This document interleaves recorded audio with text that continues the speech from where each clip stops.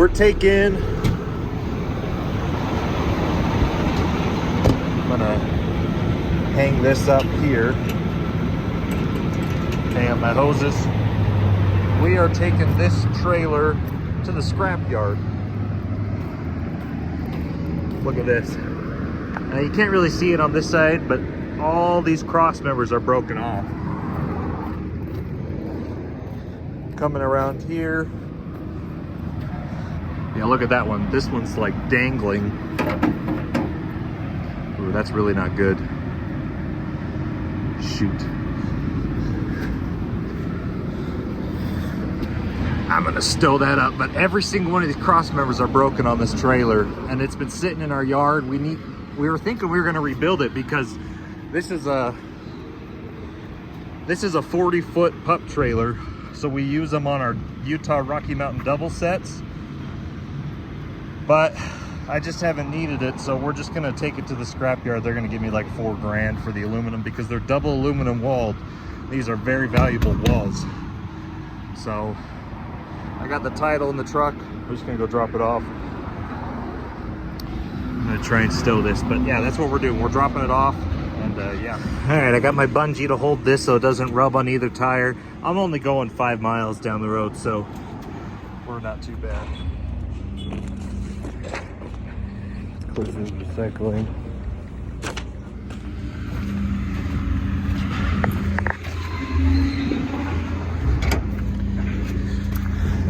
Take this bungee off.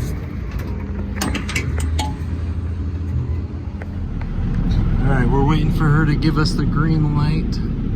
Looking out the back of my truck right now. Drop the trailer, and as soon as that can truck dumps, he's gonna smash the trailer. So hopefully I can spin around and watch him smash the trailer back there. Unfortunately, they said that they will not be ripping up the trailer for a little bit. So, I don't know. I've got a couple other trailers I'm bringing here that we're scrapping, so maybe we'll see if they scrap some of the other ones.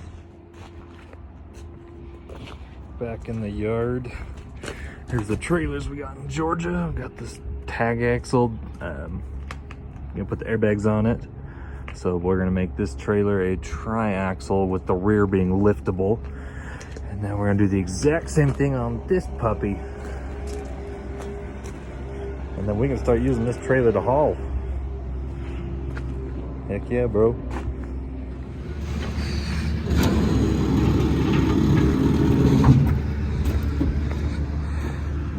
You know, just comparing this 388 dump truck, or no, this is a 388, I think.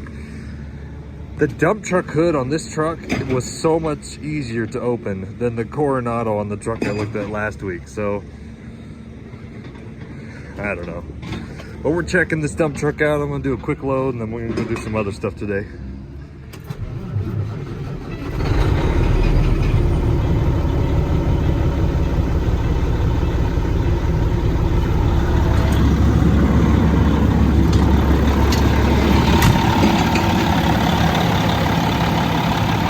Gosh, I love that sound.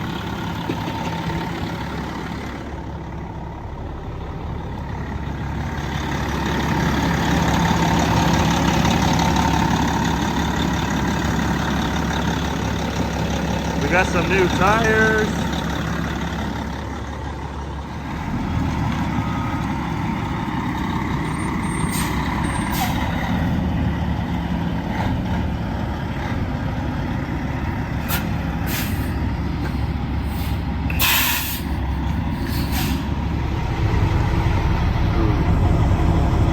$59,800. Let's go. So, if I pull off the scale just a little bit, you see there's my wheels dropping, my 2 pusher axles. I like to wait for a second until they fill up to about 60 PSI, and then we'll be off.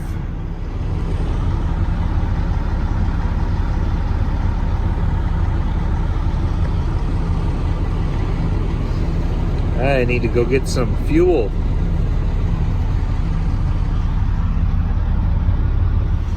So this big bad dump truck we are driving today only has a 100-gallon fuel tank. So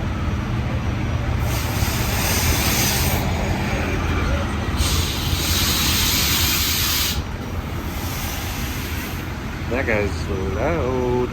Anyways, so we have to fill up. If you're running this dump truck hard, you got to fill up once, maybe even twice a day if you're running on a full job. So, anyways, pardon my dirty windshield.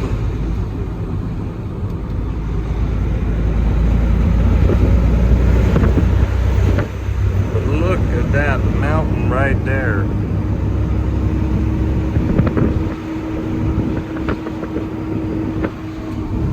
I gotta start slowing down.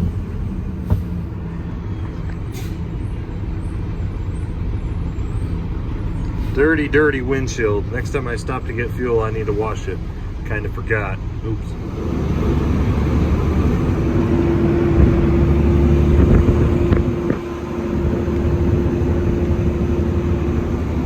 In a quarter mile, turn left onto Maryland Drive.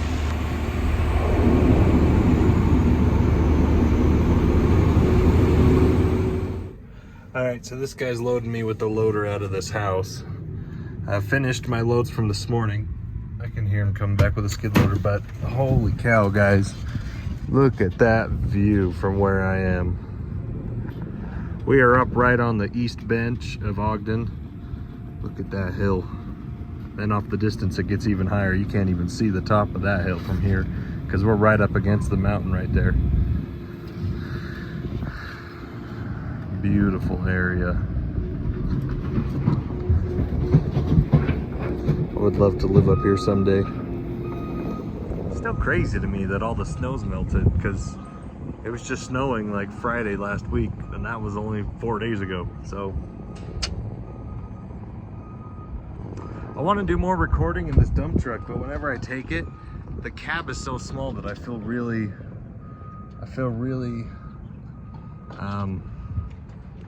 uncomfortable. Well, I'm comfortable when I'm driving it, but I feel uncomfortable when I'm trying to record and drive at the same time. But no, I do love driving this dump truck a lot, actually. But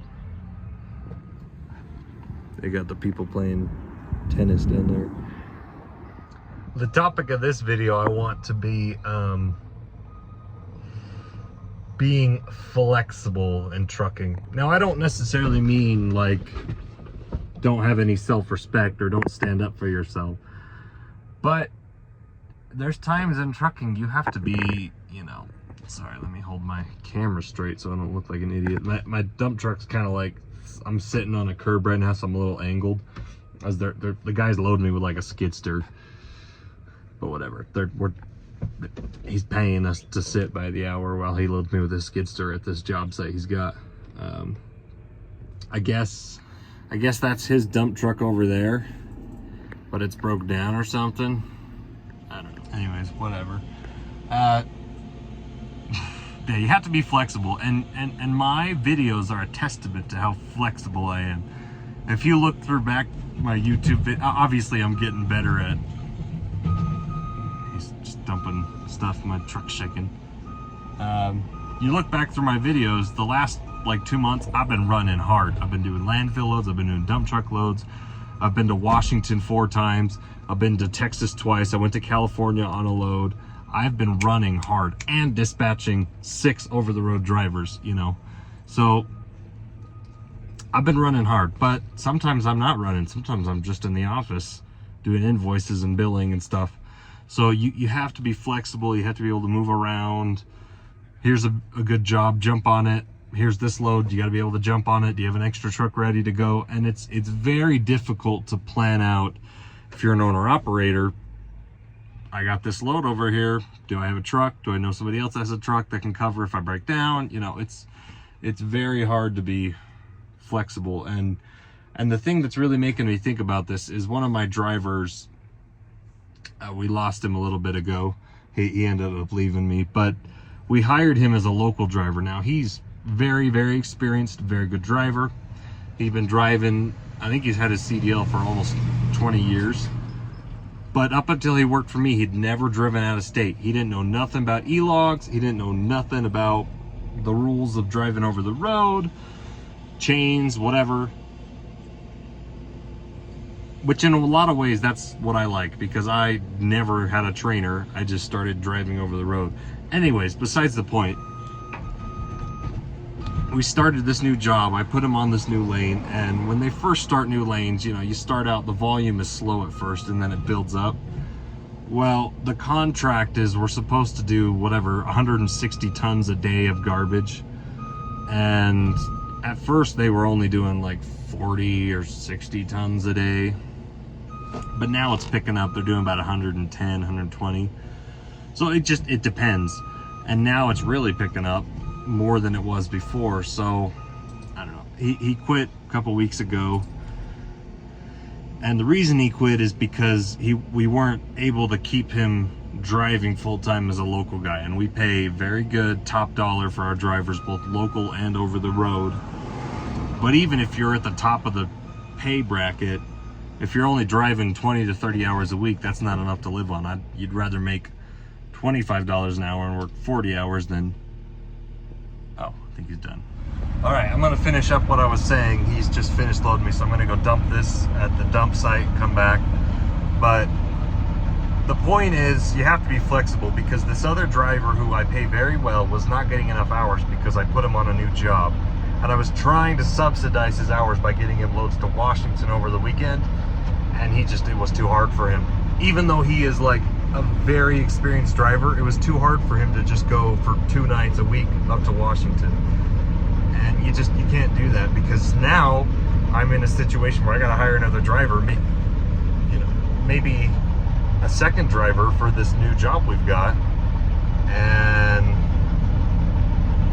what do? I just lost him because he wasn't willing to stick around and even making more money driving over the road. I was offering him more than I pay my regular over the road driver. So I don't know, you got to be flexible. Things eventually work out. If they're not, you can leave, but you got to be flexible, because you got to be able to jump on loads. You got to be able to move, do this, do that. The money is not always stagnant. Sometimes it is if you have consistent lanes, but you got to be able to move, if you get what I mean. That's a nice view of Ben Lomond Peak over to the right, and then shoot, I can't remember what the name of that mountain is. Why am I dumb? I think that's Ben Lomond, actually. No, that one's Ben Lomond, and that one's, I don't know what that one is. Whatever. Well, you can kind of see the mountains off in the background, but there's all these trees here. So, yeah, you can't really see that's Mount Ogden right there. It's also the other side of Snow Basin Ski Resort, so.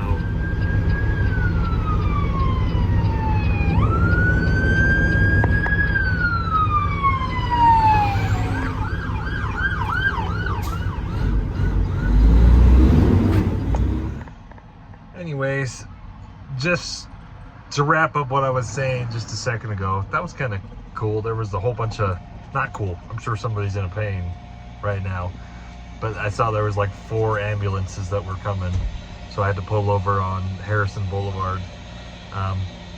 But to wrap up what I was saying earlier, I don't know if you can see him in that skid loader.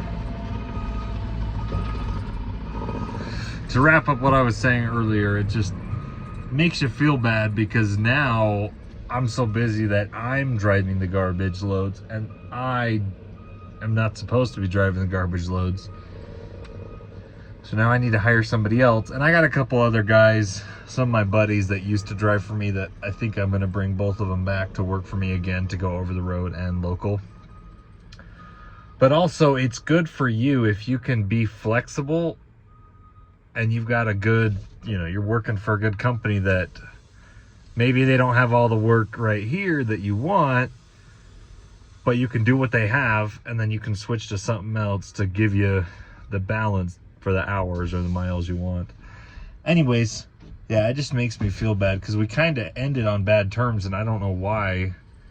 It would like like at first he was like, oh yeah, I'll go over the road once or every a week or twice a month or something. And then he just like became resentful that I sent him over the road a couple times. And I'm like, dude, I'm trying my best to get you as many hours locally, but whatever. So like we had this, not fight, but like this discussion where I'm like, look, I am trying to keep you as busy as I can. And he's like, well, I need to make up for whatever. There was like a day where he came in and the trailer was broken, so he didn't get any hours that day. And he's like, I just need to make up for that day I missed. And I'm like, okay, well, I got this load over the weekend. Do you want it? And he said yes. So I booked it. I confirmed with the broker, and it was one of my dedicated loads coming home. And like, he texts me the next morning and says, hey, I'm going to give this other company a go through, which is his right. We live in America. But he didn't even give me 2 weeks, and I had a load booked for him that I ended up taking. So anyways, you got to be flexible. So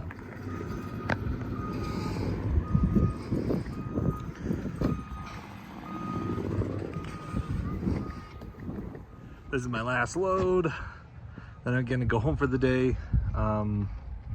Probably gonna wrap this video up here because tomorrow I'm picking up a preloaded trailer coming out of Post Consumer, another cereal load, and I'm going up to Spokane, Washington. So I kind of want to cut the video here so that I start fresh tomorrow. I'm not sure what truck I'm going to take though. I might be taking the Kenworth, or I might take the Freightliner, I don't know. But anyways, wrapping up the video here. Take care guys, drive safe. See you in the next video.